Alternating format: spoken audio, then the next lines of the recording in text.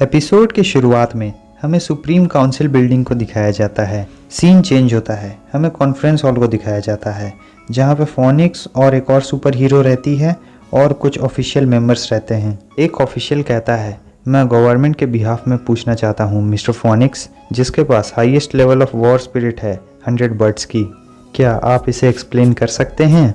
आखिर ऐसा क्या रीज़न था कि आपने रॉज की मदद की, उस धोखेबाज के बेटे की? आपने उसे उस विलेज से भगाया और फिर उसे लॉगी कॉलेज में डाल दिया। इस लड़की को दिखाया जाता है जो कि 5 हीरोज़ में से एक है। ये 5 हीरोज़ इस पूरे नेशन के सबसे ताकतवर हीरोज़ में से एक है। फोनिक्स कहता है, मैं तुम्हें बताऊं, लेकिन मैं तुम्हें ये क्यों एक्सप्लेन करूं? मुझे लगता है मेरे पास ये करने की पावर है, क्यों है ना?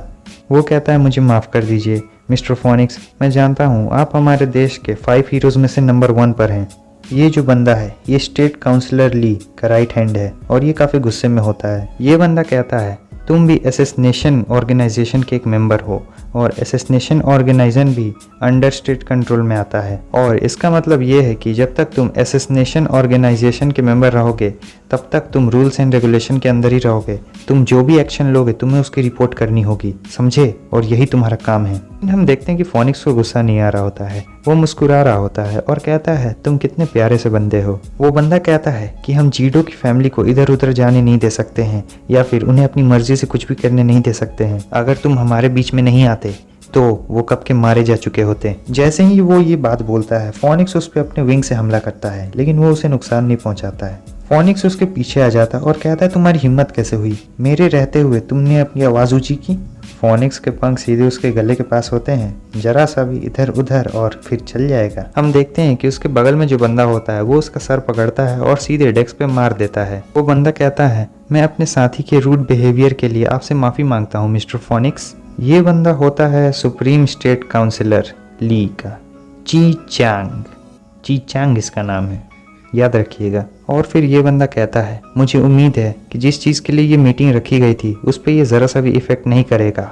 और फिर हमें उनका प्लान पता चलता है, इन्फिल्ट्रेशन प्रोजेक्ट। लेकिन फोनिक्स उससे कहता, नहीं, मैं मना करता हूँ, मुझे इसमें ज़रा से भी दिलचस्पी नहीं है। मेरा ये काम नहीं है कि मैं जाऊँ और नए नए बंदे को ढूंढ के लाऊँ। वो बंदा उससे कहता है, तुम उन्हीं 5 सुपर हीरोज़ में से एक हो ना जो हमारे देश को बचाते हैं, तो क्या तुम अपनी पावर का इस्तेमाल हमारी देश की सेवा के लिए नहीं करना चाहते हो? ये तो काफ़ी बुरी बात है। फिर वो दूसरी सुपर हीरो कहती है, जैसा कि तुम जानते हो, जीडो के इंसिडेंट के बाद असैसिनेशन ऑर्गेनाइजेशन लगभग बिखर चुकी थी, इसलिए हमने डिसाइड किया कि हम 5 हीरोज़ को बनाएंगे, जिसे द गार्ड्स भी कहा जाता है। लेकिन तुम मुझे गलत मत समझना, हम लोग तुम्हारे असैसिनेशन ऑर्गेनाइजेशन के कोई सब्स्टिट्यूट नहीं हैं जैसा कि तुम सोच रहे हो। देश को बचाना एक अलग बात है, वो हमारी रिस्पॉन्सिबिलिटी है, असैसिनेशन नहीं। वो बंदा ज़ोर ज़ोर से हंसने लगता है और कहता है, ठीक है, हमारा यहाँ का काम पूरा हो गया। फोनिक्स कहता है, हाँ यही बात तो मैं कह रहा था। और वो वहाँ से जाने लगता है और वो कहता है कि चलो यहाँ से चलते हैं बर्ड। ये बर्ड उस लड़की का नाम होता है। उन लोगों के जाने के बाद वो बंदा कहता है, ये फोनिक्स तो बहुत ज़्यादा एरोगेंट निकला जैसा मैंने सोचा था। और फिर वो दूसरे वाले बंदे से कहता है, ठीक है, अब तुम अपना सर ऊपर कर सकते हो। दूसरा वाला बंदा कहता है, ये दर्द करता है, क्या तुम नहीं जानते हो कि तुम कितने ज़्यादा ताकतवर हो? वो जो बंदा होता है वो कहता है, उन ग्रेट वॉर हीरोज़ को थोड़ी देर के लिए मज़े कर लेने दो। ये बात वो अपने लेफ्टिनेंट से कह रहा होता है। तो उसकी लेफ्टिनेंट कहती है, ठीक है, हम इन्फिल्ट्रेशन प्रोजेक्ट में ऑप्शन बी को ही इनेबल कर सकते हैं। ठीक है, मुझे उम्मीद है फोनिक्स तुम्हें इसका अफसोस नहीं होगा। सीन चेंज होता है, हमें फोनिक्स को दिखाया जाता है जो कि ताज़ी हवा खा रहा होता है। तभी वहाँ पर वो दूसरी सुपर हीरो भी आ जाती है और कहती है कि डिस्टर्ब करने के लिए माफ़ करना। फोनिक्स उससे कहता है कि सुंदर चिड़िया मुझे ज़रा से भी डिस्टर्ब नहीं करती हैं। वो सुपर हीरो कहती है कि गवर्नमेंट का एटीट्यूड बद से बदतर होते जा रहा है। फोनिक्स कहता है, जितने ज़्यादा वो ताकतवर होते जा रहे हैं उतने ज़्यादा लालची भी।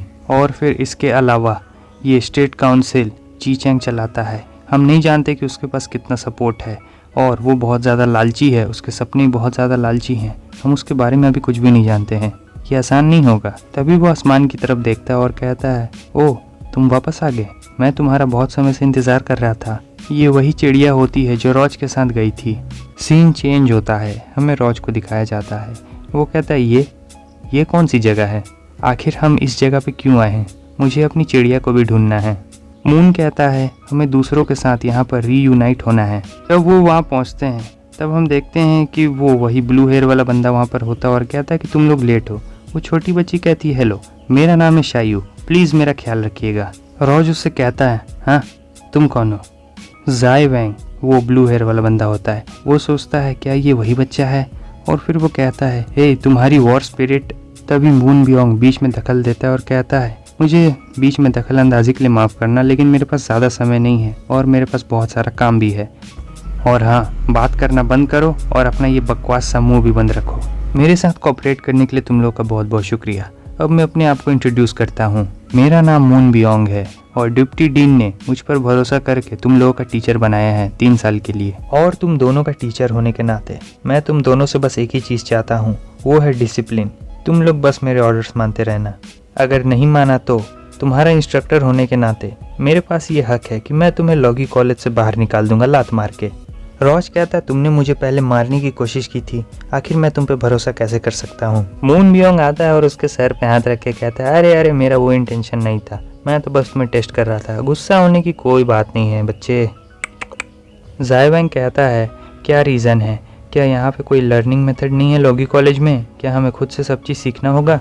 मून कहता है कोई रीज़न नहीं है, मैं बस तुम्हें ऐसे ही कह रहा हूँ। सीन चेंज होता है, इधर हमें फोनिक्स को दिखाया जाता है। वो कहता है अच्छा मैं समझ रहा हूँ। वो दूसरी सुपर हीरो कहती है क्या हुआ?